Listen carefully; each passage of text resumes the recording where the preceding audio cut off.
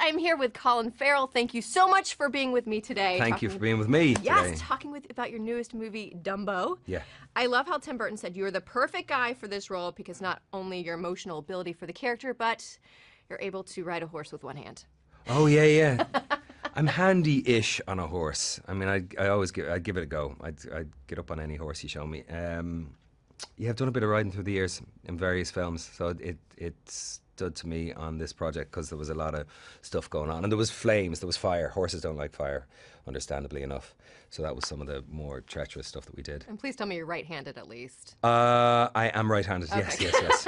Because we had the choice. Yeah, did they have it behind your back or on your side? Had a green, trade secrets. Had a green spandex sock on, and sometimes it was behind the back, and sometimes it was. Yeah, they were trying to limit the cost of what they would have to remove, so trying to get me to hide it as much as possible.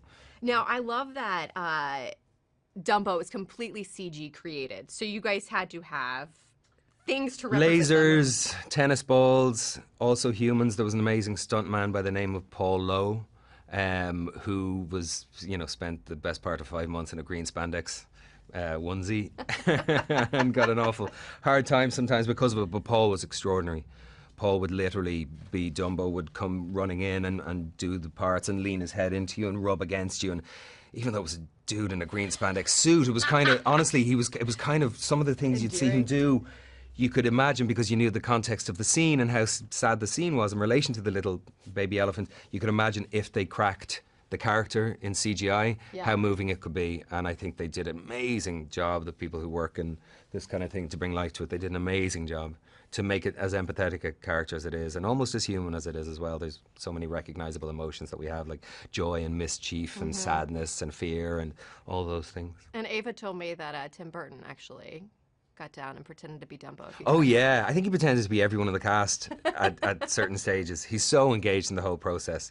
But yeah, he would. Yeah, Tim spent a good bit of his time on his hands and knees in this film. Yeah, and not always looking for camera angles. Yeah, he was very engaged in the whole process. It was great to watch. That's just one way he's very unique, but this is your first time working with him. Why is he different than other directors?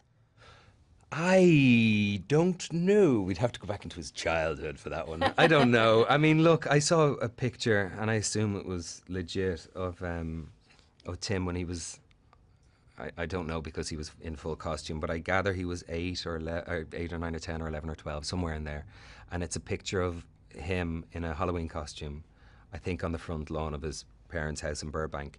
And the Halloween costume is, for sure, if you look it up online, Tim Burton kid Halloween, I know, it's a prototype of Jack Skellington. Oh my gosh. And so you'd think, when I saw that, I was really moved, because I thought ever since he was a child he's been imagining these realities that are separate from but born of whatever reality he lived in as a child, and the use of his imagination.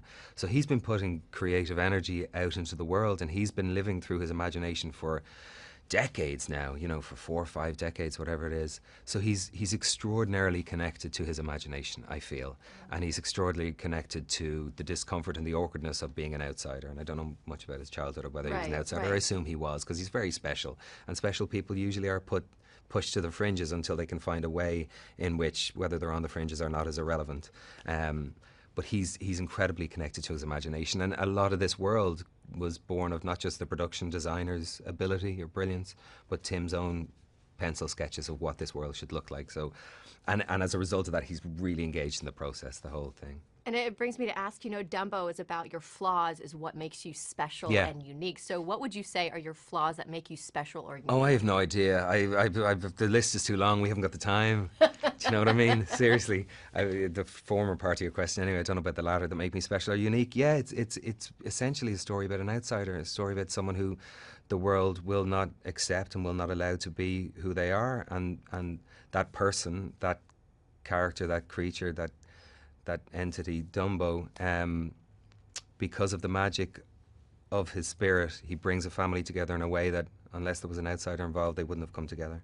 So it's just, it's about the film is very much about inclusion. It's very much about accepting who we are and finding out who we are, and be gone with the naysayers. Love it. Thank Cheers. you so Thank much. You. Pleasure.